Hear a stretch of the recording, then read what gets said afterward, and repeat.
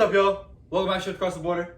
My name is Max. I'm here with Chris, and today we have on one of my childhood friends. My dad hooped with his dad in high school, and we've been hooping since fucking sandbox. Ryan Rudnick.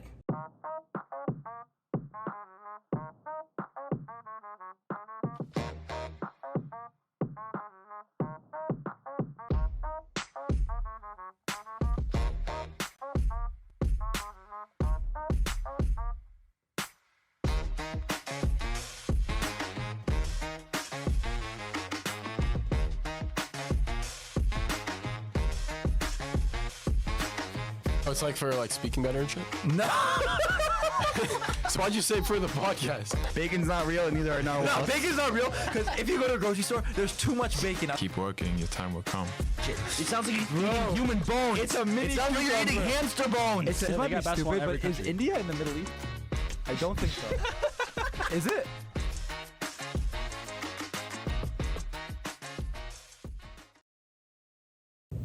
So, welcome to the ship, Ryan.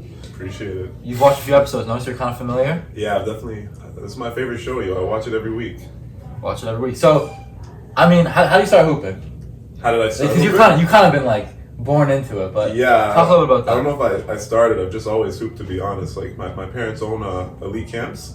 What is elite camps for the ones that don't know? It's a basketball camp based out of Toronto. And my mom started it. My dad is also an owner in it. He joined later, and I've just always been around basketball. I've always went to those camps, and that's kind of just where I started.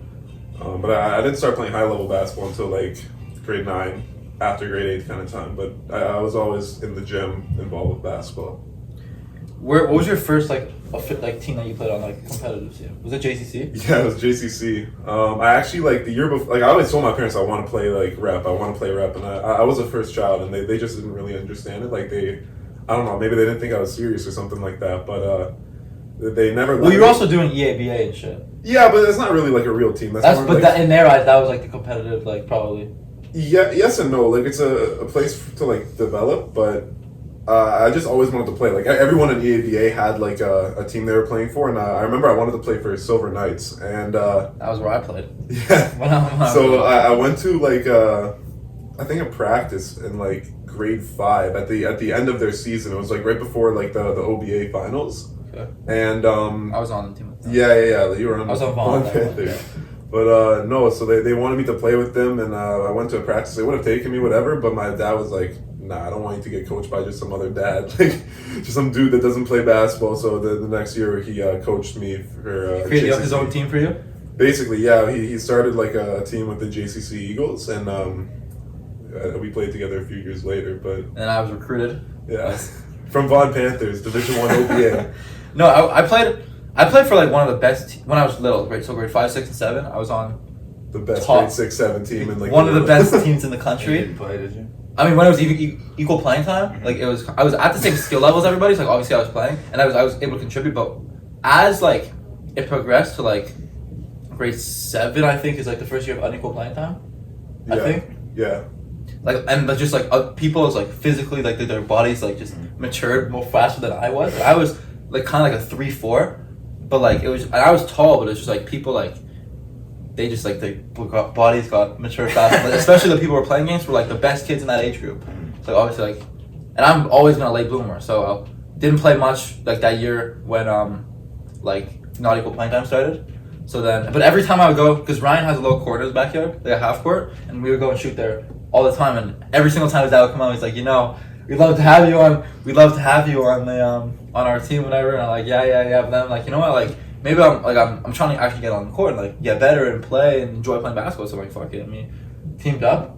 Yeah. Had a pretty underwhelming year for the group that we had, but definitely had a good time. We made it to Division 6. We did make it to Division 7. What were you in Division before? 7 and 8. But we had like. So you helped. We had some talented guys. We definitely did. No. Me and Ryan had a falling out during that year. You fought?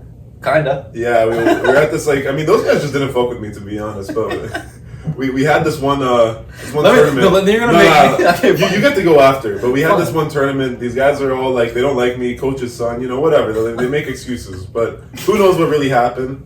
I remember we were at some restaurant and like, the tension was high. I'm sitting with my boy Michael. and everyone else is kind of like right behind us, and this next table is full. And I hear Max go, "What if we just don't pass to Ryan?" Everyone was like, yeah, like it sounds like a good idea. So, they just stopped passing to Ryan, and That's not what happened. that's basically what happened. These guys That's just not don't what like me. happened. Okay, so let's start off with that. So our team was run by 2 coaches, and one of them was Ryan's dad, knowledgeable about basketball. Okay. One of them was our friend Michael's dad, not knowledgeable about basketball. I wouldn't say not knowledgeable, but like He was knowledgeable about real estate. Okay, that helps.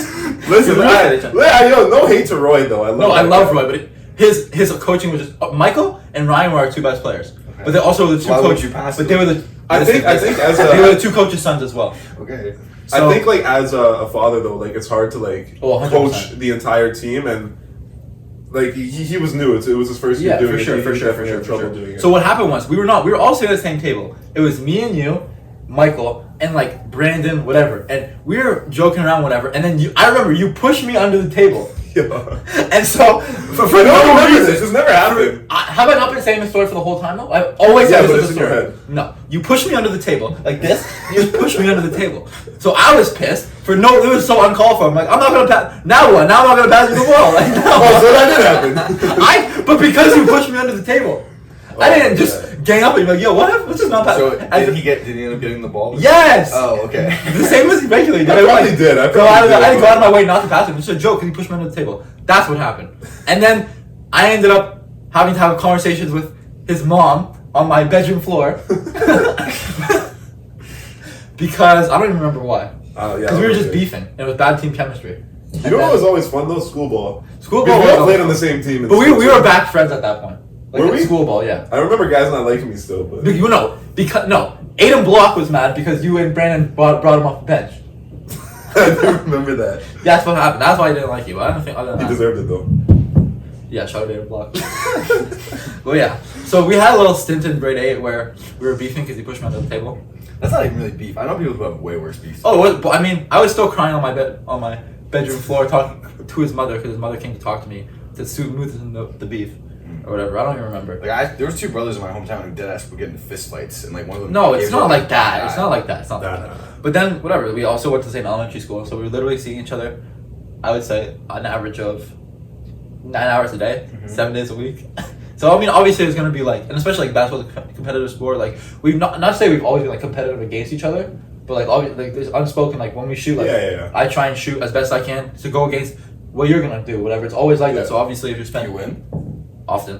We're not going to talk about the video. We're not going to talk about the That's King's not Court true. of me and Michael that I have on my computer that you've seen before. Yeah, that was back in the day. If we were to run it back, Let's run it back. you're not winning a game. Let's run it back. You're not winning a game. Let's run it back. Let's run it back. Let's run it Let's see back. what happens when my team plays your team in UFC Summer League. And you beat us by 30, but I have 50. We're beating you by 50. But I'm gonna shoot 50 shots. So I'm gonna at least have 50, 55. But yeah. So I've kind of known Ryan since like forever. Like our dads Yeah. hooped together in. Like no, you just always came to my you came to my backyard to shoot like forever. Well, he lives like Right here. like probably a 2-minute walk. We just been fucking hooping. I don't know the only serious Jewish hoopers in the area. Only ones that stayed serious, I'll say. We're only ones to make it out. Yeah. We just recently played with each other. Pause. Big pause. in Israel. That was Yeah. what was that experience like for you? It was great. Like I don't know. I was just coming off of high school. I didn't have like the greatest experience there, and I just needed something new, like a new coach, new environment, and I really used Israel as like a spot to like gain some confidence, play against some really high level guys, and it was just a great experience on and off the court. Like we did some fun things. We did some fun things. Yeah, we definitely did some fun things. I don't know, but Israel's just a cool place, and it was a great time playing there. You got some pro interest from there, no? Yeah, they never reached out to me, but so like the coach from Maccabi like is my university coach as well, and at University of Toronto, and Go Blues.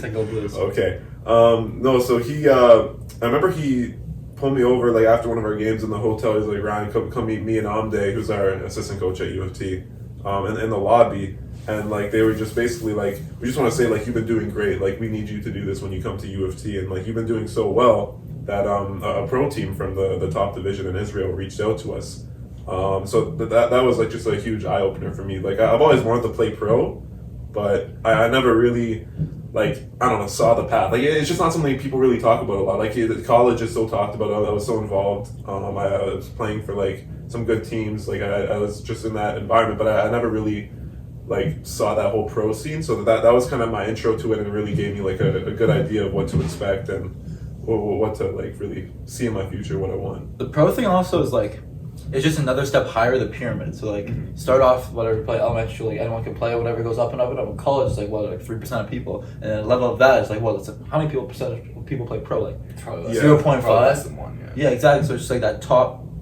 kind of the pyramid. So Yeah. it's less talked about because it's like kind of foreign to a lot of people because a lot of people never. But it's also like 7% of people get to play college basketball, like or I basketball. think it's less than 7. It's less than It's 7. like 3 or 4. Really, Yeah. you might be right actually. So like, so few people get to play there. For me, like that's all I really thought about. Like I had Yeah. such a clear path. Like I literally had a year by year plan that I almost followed to a T, just to get to college. But then after that, once I got there, like there was no plan after that. I was just like kind of figure it out, see where you're at, and then make a You new kind of plan. relate to that now. You kind of relate to that. The plan part? Or I what? was just like getting to college and then not knowing. Oh yeah, that hit me like a brick wall. Like I got there and then I was like, holy shit, I don't know what to do anymore. Like that whole life has been dedicated to this one thing, and now I did it, and now I have no idea what the fuck to do. As a fan of the podcast, I know what you're talking about. No, but like, would you want to play? Like, where would you want to play?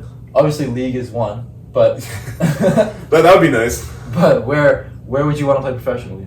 Well, I think Israel would be a good start. I think I've always said when everyone asks me like, what's the goal? Like after you graduate, like hypothetically, like if you could go pro, would you? I'm like, I don't know if I necessarily want to live in the Netherlands or in Iraq in like a house with 4 other grown Two men. very Not the different same. I'm just saying. the same level. Both the have Okay, so Netherlands, Iraq are off the list. but I'm just saying like in those like Netherlands is supposed to be super nice.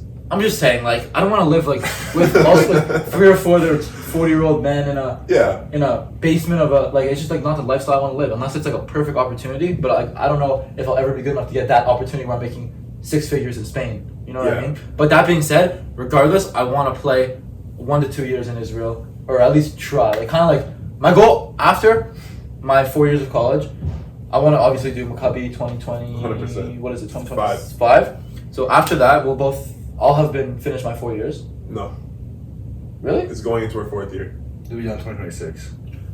Are you sure it's 2025? I We just feel- did 2020. Yeah, No, yeah, it's I 2025. made the new plan, so I have it in my head. I know. Facts. So I want maybe like I want to try and play professionally. So maybe hopefully like that will spark some professional interest if I play well Yeah. or whatever. And like kind of like what Ellie did. I don't Yeah. know if Ellie necessarily. Ellie was the leading scorer on our Maccabi Well, in the team this entire past league, summer. actually. In the entire league, yeah.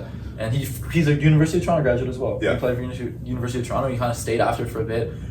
He had some pro interest from some Division 1, low Division 1, high Division 2. Yeah, something professional like that. leagues.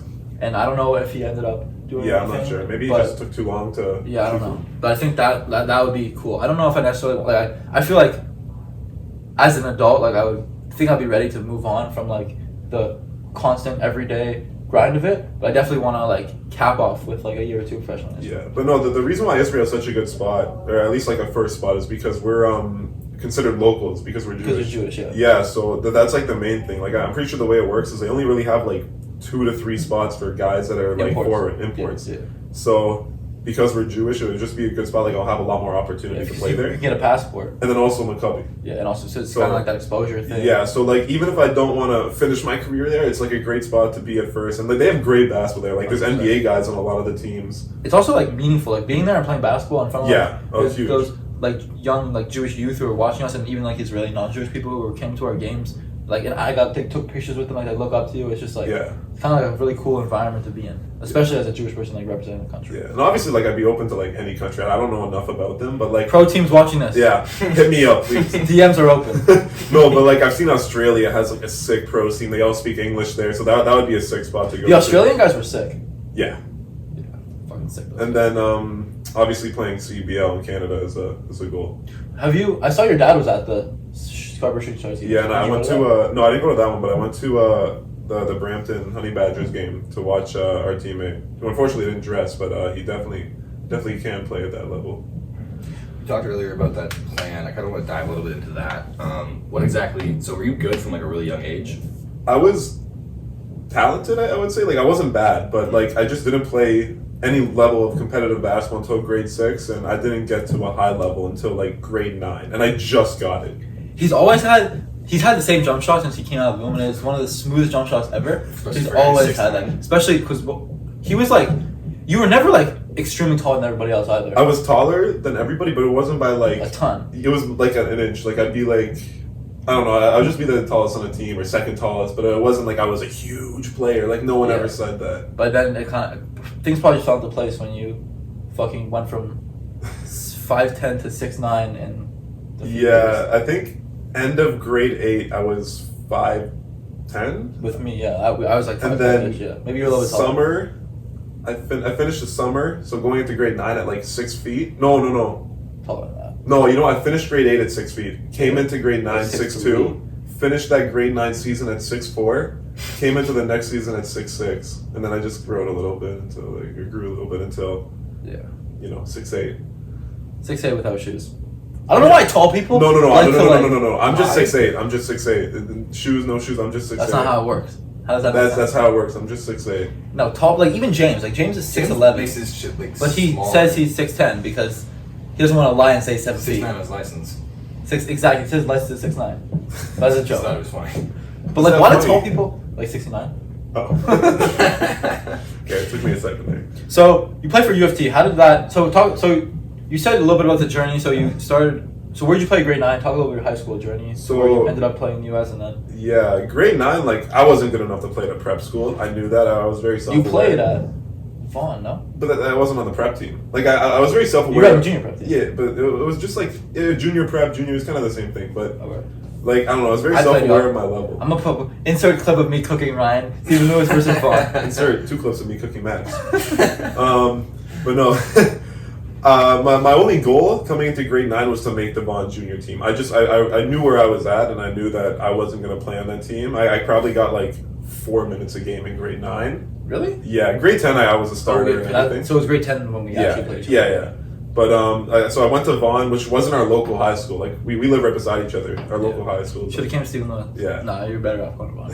No, that better. was my whole thing. Like I needed to be in an environment that would really challenge me. And like I said, like I didn't Yeah. play like high level basketball up until that year where I played with the Scarborough Blues. So I needed a place that's going to continue to challenge me during the year. And the goal is basically make team in grade 9. Is that look Keep going. Okay.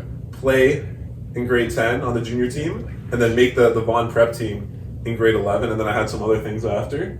And all those things were accomplished, but in grade 11, I made the Vaughn prep team, and the team, like the transfers didn't come through, whatever admissions or coaching issues, I don't really know what it was, but things didn't work out. Team got canceled for the year, and I had to change the plan a Oh little. yeah, I forgot about that. Then Yeah. you went to Bill Crothers, no? Yeah, I went to, so I was injured is why I destroyed my ankle completely. At the end of grade 10.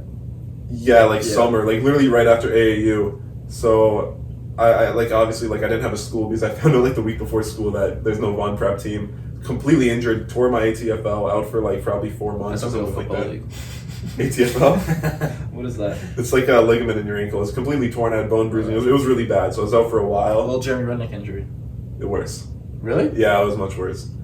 So I was out for a while, and my AAU team took over the Bill Crothers prep team. They were really bad the year before. Like they lost like every game. This was Northern Kings. But it was like right after Northern Kings. I tore Or it. Northern Kings took over, you're saying, right? Yeah. How many years you play on Scarborough? Just grade 9, 10? Yeah, it was just like I don't know the coach. Like it was a good place for me. Like I said, just to like be in an environment with higher level guys. But like there wasn't much more room to grow, so I had to leave.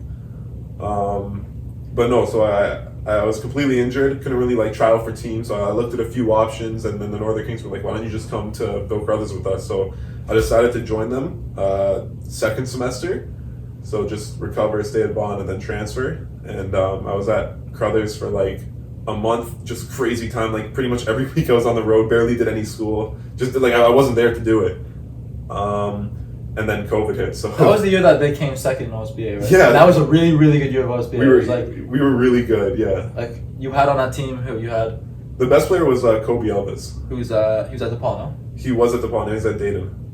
And then you also had a U of T guy on your team. Yeah, Lear, Tyson Dunn. We had Tyson had D1 offers, no? Yeah, like some Ivy League stuff, but like just I think it was credits not lining up or something like that, like just stupid Vaughn counselor. Hate to see it. But no, there was also Elijah Mahi, Marcus Barnes, like just so much talent on that team. A lot of young talent too. But yeah, and then COVID hit like right after OSBA finals, and then I just made the decision to leave after that. And we both left the same year. So I remember like you found your spot before I found mine. I feel like I've talked about this on the show before. Or I just said this story recently, but Yeah. you had to do a mile in how long?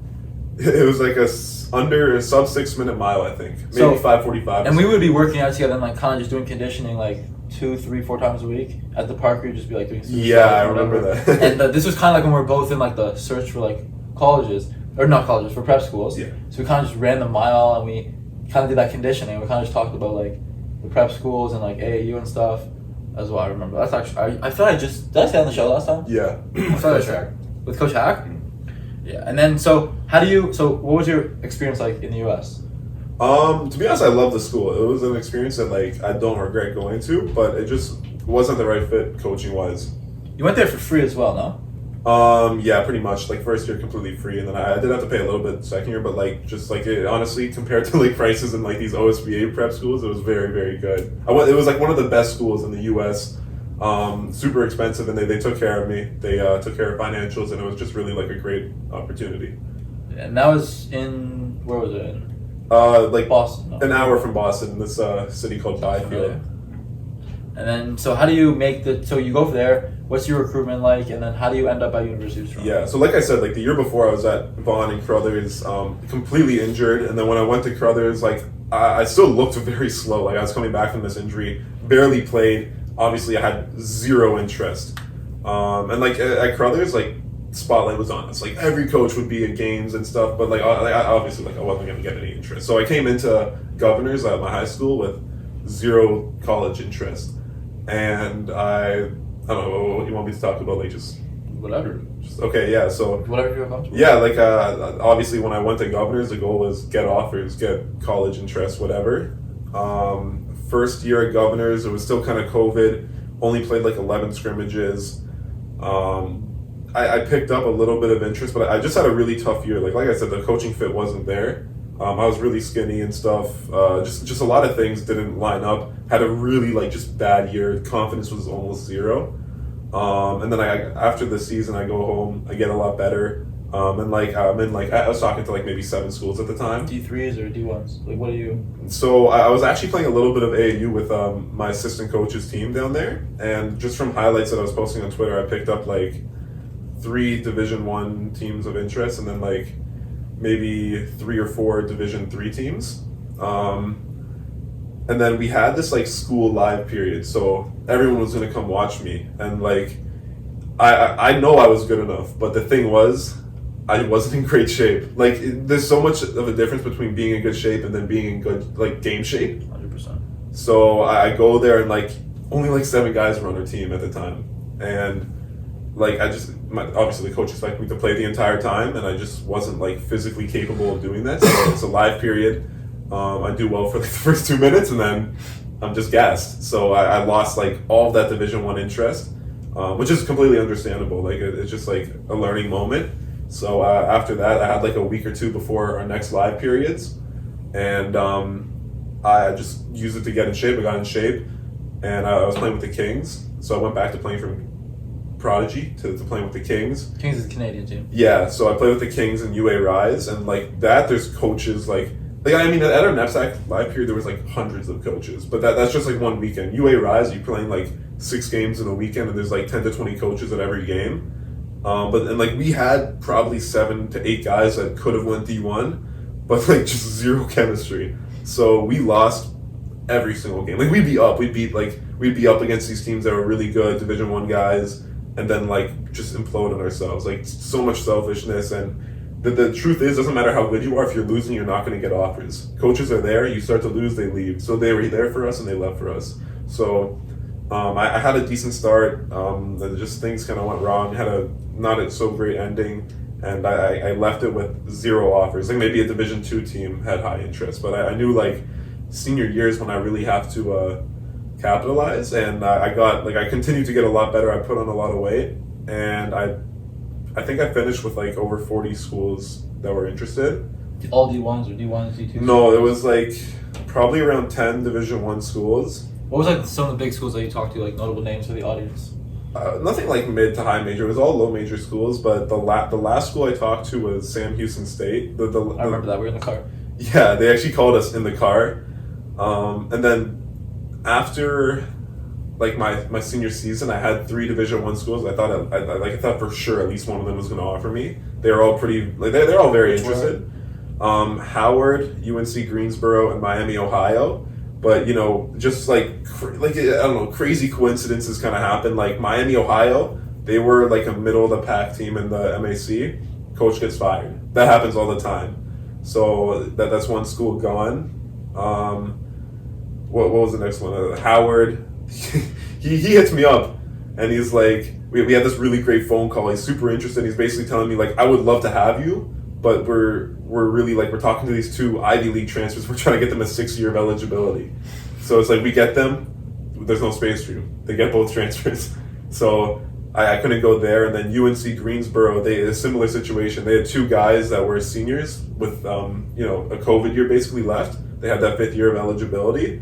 And if they both took it, there's no space for me. They both took it. So I kind of was left with like 0 Division 1 interest. I didn't have any D2 offers at the time. Oh no, I had like 1 maybe, but like it was like kind of shaky. And then I had a bunch of Division 3 offers. You had like every single Division 3 in New England, no? Like almost all of them. No, there's so many of them.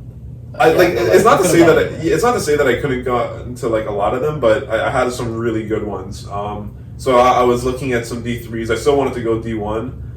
So I played on my, like I said, like that local team's AAU kind of thing. I picked up some more Division 1 interest, but it was always the same thing. Like it would be interest, and then like it's just like, oh, we got transfers, oh, new coach, fire, whatever. There was always something. Well, we were one of the hardest years to get recruited. Yeah, 100%. It's so like highly concentrated talent. There's so many guys in the portal. There's like 2,000 guys in the portal. I don't know about now, but like when it was at its highest. And then, okay, so time goes on. I pick up like 4 or 5 Division 2 offers. And then there's like this showcase for North Pole Hoops back in Canada. And at the time, I didn't really talk to a lot of like Canadian U Sports teams. I was talking to U of T because I knew Coach Muddy. So like that was a team where I told him like earlier in the year, like I really like want to have this as an option. So I did actually, before the showcase, I did a visit with U of T, and that kind of became the standard. I'm like, okay, like I really like this place. These coaches really like me, and I could see myself going here. So and anytime, like even Division 1 schools, like I was basically comparing it to that. So I go to this showcase and I pick up like tons, like apparently there were Division 1 coaches there, but no, there weren't. I don't know, I pick up tons of like Canadian university interest. They're all basically offering me, but I told every single one of them, like, no, if I'm playing in Canada, I'm going to U of T. And then, you know, like I said, time went on, these Division 1 schools all dropped out, and I knew U of T was the place for me, so I passed up a bunch of Division 2 like full scholarship offers to go there. So the coaches were the deciding factor? Yeah, I mean, they're, like, obviously U of T is a great school, great facilities, but like I had Division 2 full scholarship offers, and like facilities and academics, in my opinion, weren't like enough to sway me to go there, but the coaching fit was really the best thing. Like I went on this Division 2 visit, and this coach just did not understand my game, and I was talking to Coach Muddy and the coaching staff there for like probably a year, maybe even more, and like they just had so much time to understand me, understand my game, and I just knew it was the best place for me to develop. University of Toronto is also like one of the best academic schools. It's like Ivy League adjacent. Yeah, it's top 20 in the world, so yeah, it's a really good school. It's above like half the Ivy League. Have you ever been to Bro, it's like Division 1 facilities. Ridiculous, beautiful. Gold Ring is like their like athletic center. It's beautiful. I'd say like what level would you compare? Because for the people watching who don't know, like how Canadian basketball stacks up to American basketball, what level would you compare U Sports to, and then like U of T in specific to? Yeah, so it's like any level. It's like you can't say, oh, one team is this good and that's the entire league. There's really good teams and there's really bad teams in U Sports. But I'd say for the most part, your typical U Sports team, or at least like top third, is like a low major type of level, low major Division 1 type of level. If you look at like we always play Division 1 teams in the preseason. We're playing Harvard and Towson. You playing Harvard this year? Yeah, we're playing Harvard and Towson in our preseason. When are you playing Harvard? I think August 26th. You might be In here. town. I'm not trying to be here. No? Townsend? Is that after that? That's earlier. Okay, I'm gonna try and come. Okay, yeah. I So was we talking to Muddy about that actually. yeah, we always play Division 1 teams, and the Canadian record was really bad last year. We lost like almost all the Division 1 games. Like the only game the Canadian team won was against UNLV. But like usually Carleton smokes Division 1 teams. Carleton got killed by Kentucky. Yeah, they it's got- Kentucky. they got killed. Like But- usually they would put a better fight. Yeah, They despite that though, like this level is a low major Division 1 level. at minimum. Yeah, Like Carleton, like they can did- bang with high major teams. Like they beat Syracuse and stuff. They didn't they We beat? Texas Tech. We had a bunch. We went through because we had this massive argument with our team about how good Canadian basketball is, and they said it was dog shit, whatever. And then we had to go through like all the times Carleton has played. Yeah. Canadian or American D1 universities, and they beat Texas Tech one year. They beat Oregon the year they went to the No, they beat Final Four or Wisconsin. something. Yeah, they beat a bunch of really They good teams. beat Wisconsin the year they won it all. I think. Really? Or what they lost them the year they went to the national championship. Yeah, I don't know all the teams they played, but like they've beaten a lot of guys. A ton of dudes. Yeah. A ton of dudes. And they also, I feel like they end up winning Canada. They won the national championship, Carleton. They won like 19. No, I'm saying this year, but they started off the season not well, no? Yeah, they lost like tons of preseason games that like everyone was like, oh, they're not good, or like they had close games with like really like not great U Sports teams. They lost to Northeastern, who like they beat up on every single year, which is a Division 1 team. Yeah. But yeah, like people just didn't think they'd be that good, and then they did their typical Carleton thing. Actually lost in the OUAs, but won U Sports. We by the way, we were one of the 4 teams to beat them, but. Beating Carleton, that's really, like, how was that atmosphere? Oh, so like. Because I remember calling you after the game. Yeah. Like, yo, congratulations, and like, I don't even know if you had a good game that game. It was weird. So I mean, first of all, But like we it's still a huge yeah. accomplishment. First of all, we do actually get decent crowds at most of our games. Like it's always like a pretty good environment. But for some reason, anytime I guess anybody plays Carleton, the place is packed. Like Just the name. yeah, everybody in the city comes out. Like I said hi to so many people after the game, like past coaches, friends, family, whatever. So packed place. Yo, I lost my train of thought. What were the? Like, the game versus Carleton. Oh yeah, how I did, right. Okay, and then I mean I don't think I scored a point that game, but at the same time like I played a lot, like I had some good minutes. I definitely like helped. I don't know, I played really good defense. It was a defensive game. The score was like 56-54 or something like that. So it was really, really just a defensive game. I got some looks, but it was so hard to get a shot off against those guys. Can we like really scouted you really hard? Yeah, like the scout Chase you out on the our line. team was unbelievable, but our scout on their team was also really freaking good. Who does the scout for you guys? A mixture of people. Like our assistant coaches are like they go through game tape Of course. and they'll like mark certain times, and then you know they compile all that, they send it to our manager, and he'll clip it all up, put it into like a video, and then we'll have like a film Yeah, session. pretty standard, yeah. They'll send it to us, stuff like that. I mean I don't know like exactly who does what, who does offense, who does defense. Like I mean I guess our assistant coach Amde, like your trainer or whatever, like he does more the defensive side. Yeah. And maybe Coach Muddy, the rest of the coaches help with like offense, maybe a little bit of both. I'm not really sure exactly what they I want to do. have Amde on the podcast. He'd be a Amde good is guy. one of the assistant coaches of UFT who I've been training with since before. He started off at Brock, right? Yeah, I know he started off at Brock. They both did, I think. Like Muddy was the head Muddy's coach at of Brock. Muddy was the head coach of Brock when Amde was there. Are you sure? Muddy was the head coach of He Brock. was at McGill at one point. He was, and like Queens too. I don't know about that. But so Amde, I was training with Muddy's him. been in a lot of places like Ryerson, our team. He played at Mars. He coached there too. Really? Yeah. With Arcelon. He played with Arcelon. Yeah, and like I think his last year, Roy Rana was like, because Roy Rana, he joined I think TMU that year, and he was like, I don't want you playing, I want you coaching, Yeah. something like that. Fair.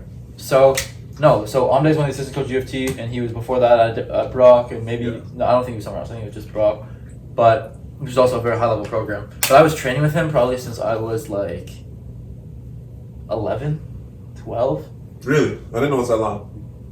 probably almost 10 years. Like I've known him for okay, a long time. He full story. He used to work for your parents' business. Yeah, And then he started his own training business and whatever. We're not going to get into that.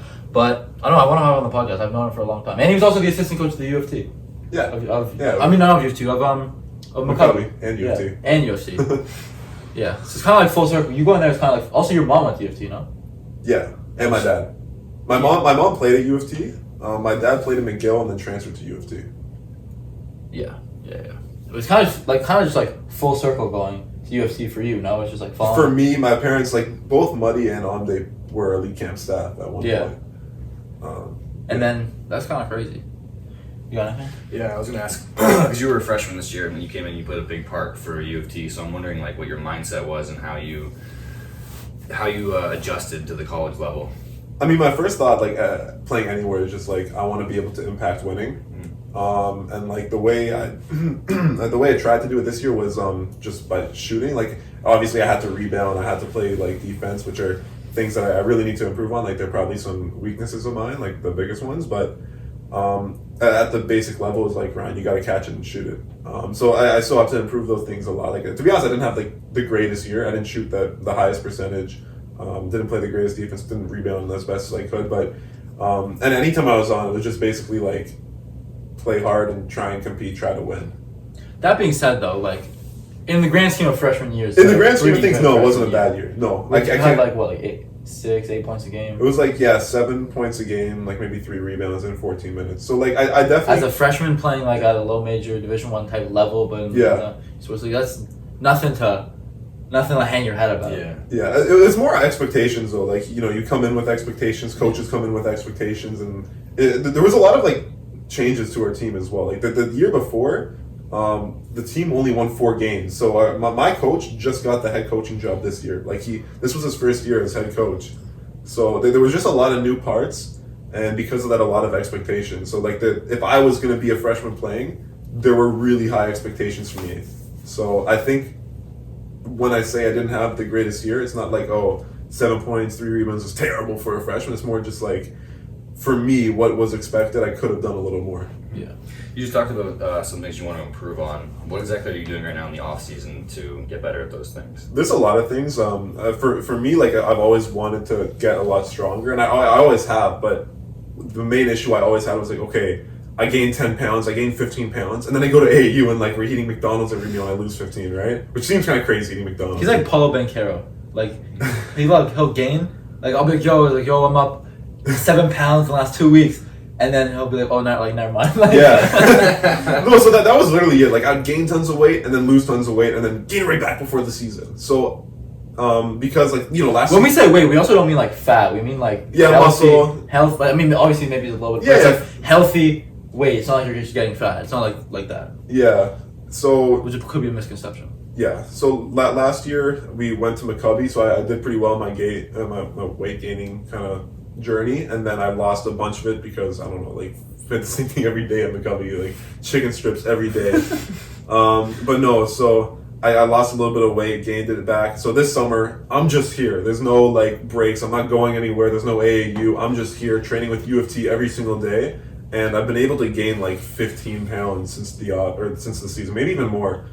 Some of it is fat. So it's not in good shape though. Like, so. Yeah. I'm in decent shape. Not like season game shape or anything like that, but I basically stopped heavy bulking, I would call it, and he eats like James, like not anymore. The quantity or the quality?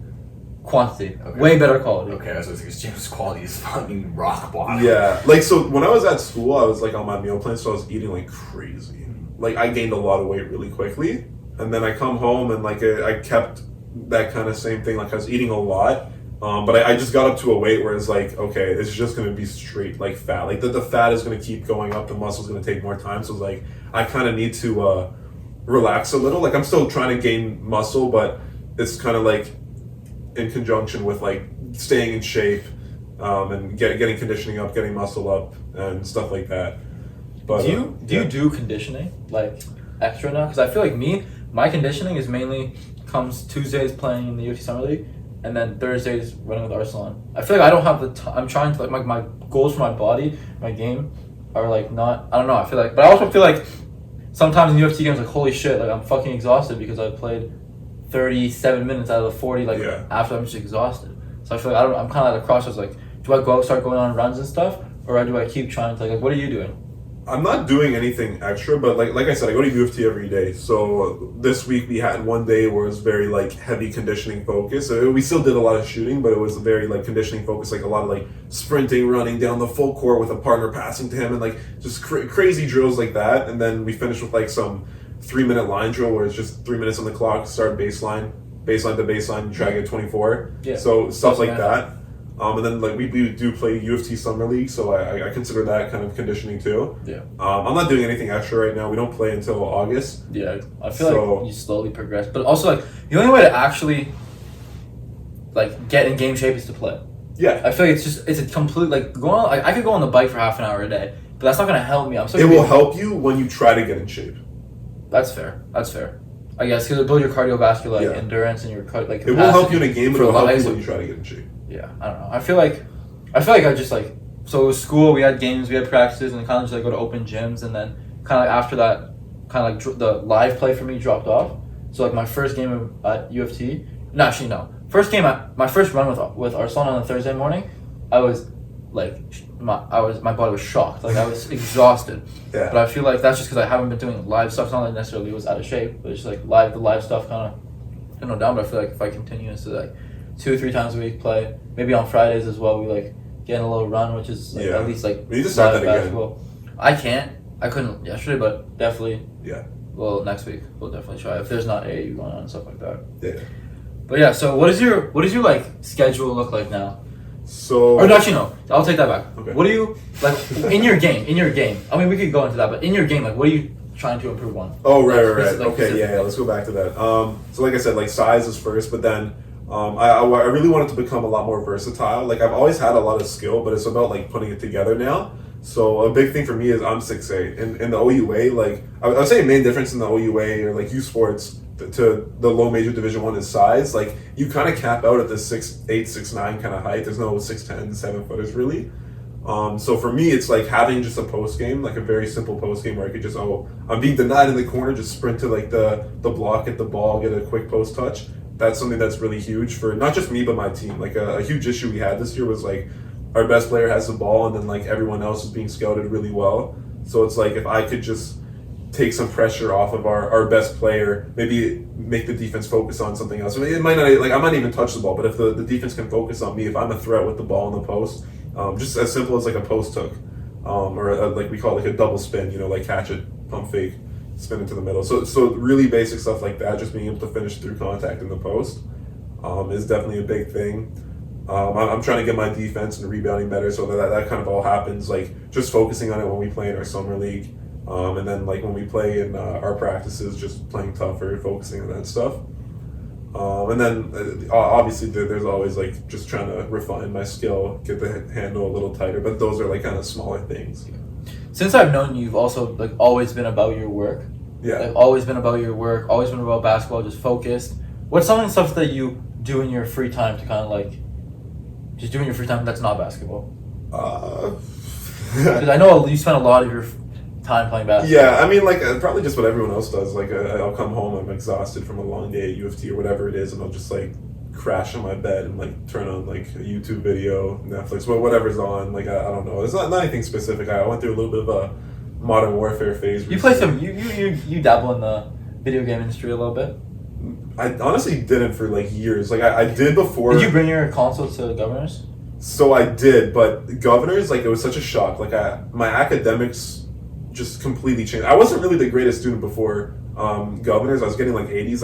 I never did homework. Just did the bare minimum. I went to class focused and I got 80s, right? So go to Governors and like I said, it was one of the top schools in the U.S. So there was different expectations. So my grades changed a lot. My studying changed a lot because of that. I had a lot less time. So Xbox was plugged in, but it didn't do a lot of playing. Definitely tried at first, but like there just wasn't time. Like I had a 2.5 hour study period every night, and then like if you're trying to do that on top of getting your basketball work in and like whatever, like resting, like there just isn't time. So I did not play almost at all at Governors, and then I brought my Xbox to U of T in my dorm, and it actually never got plugged in. Really? Yeah, it never got plugged in. I didn't play it once, so I didn't play video games essentially the entire year. And then season ends, and like I finally have time. Like if you don't know this, you like games. You've been like you enjoy that. Yeah, I do. So like U of T, if you don't know this, is like probably the hardest school you can go to. Like just with like it's not like Harvard in the sense where like they're very selective and who they choose. Oh, they're pretty damn selective. No, they're not. You need good grades, but like they accept like 40,000 undergrads to my campus alone, and like between all 3 campuses, there's almost 100,000 undergrads. Really? So because like at Harvard, really hard to get in, really hard to leave. U of T, somewhat hard to get in, extremely hard to stay in though. They try to like phase you out of programs. So I had like tons and tons of work, and I study for hours upon hours every day, and like I still won't like get like 80s. Like your goal is essentially to get a 70. Yeah. Next year, my goal is to get a 75. But I mean, that's like, like, hypothetically, you go to the workforce, and companies know, like, whatever. I mean, they're not going to know you got a 60, a degree's a degree. Yeah, a degree's but, like, a the degree. degree from UFT is... It does have more power. extremely a lot of weight, especially Exactly. in Canada. Yeah. Especially in Canada. But yeah, but no, just back to the video games thing. Like right now, more time on my hands, so I'm playing a little bit of Call of Duty. But it's just honestly what I have time to do. I remember you used to play so much Apex. You'd be like, I yo, did, get on yeah. Apex, get on Apex. Like, dude, that game sucks. I would literally call all my friends and be like, "Yo, hop on Apex," and like none of them. This play guy it. has Apex as big as I I haven't played that in like years, but no, I used to love that game. I don't have anything right now. I was gonna say we can just wrap it up. If you want to wrap it up. Okay. Actually, there's a few things we could ask. Is there some like lessons or advice or things you would tell younger basketball players that are trying to get better at the game?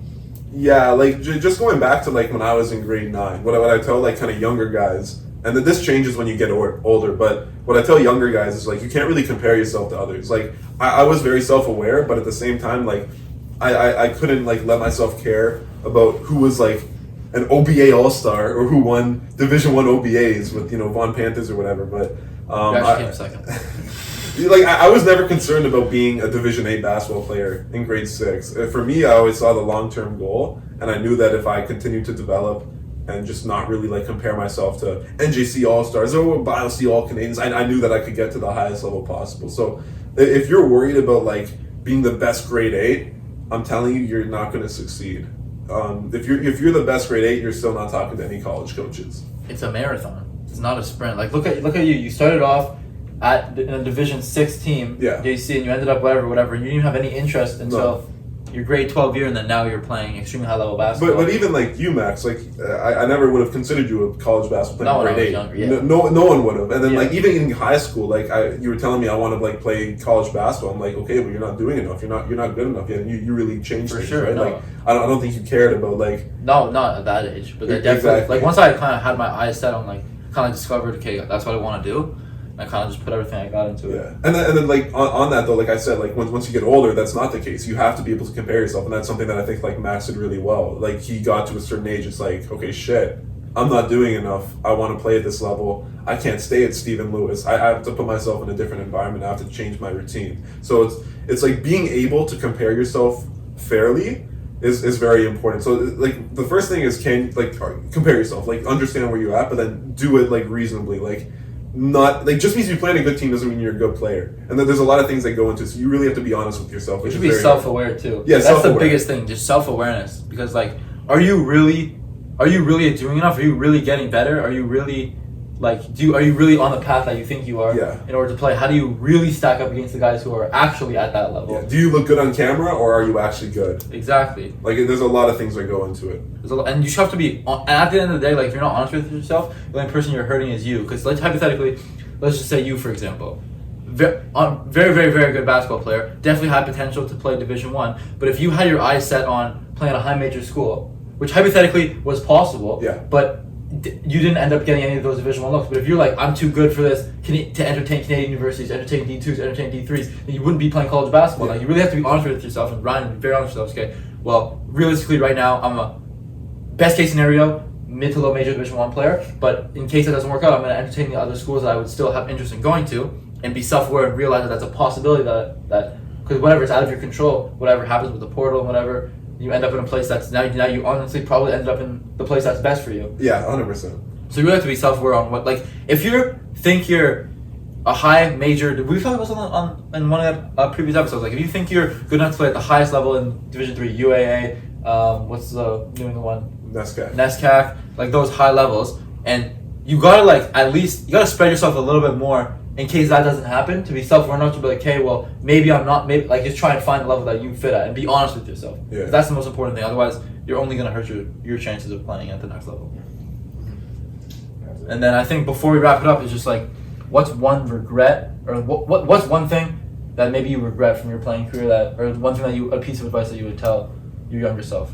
It's funny, like I always thought I worked hard enough, and I did work hard, but like there was always more I could do. Like if I worked as hard as I'm working right now, if I worked as hard as I was working back in like that grade 11 summer, back when I was in grade 8, I would be a high major player, you know? There's just like, I didn't understand like the difference between working hard and then working as hard as I could. There was a little more I could do every day. So if I had the same training regimen I did now then, I would be a lot different of a player, but you know. Is what What it can is. you do? You can just go for it. Just gotta keep working. Thank you for coming on today. No problem. Episode 28, 29, 30, something like that. Ryan Rudnick, University of Toronto. Thank you for coming on, and catch y'all at the next one.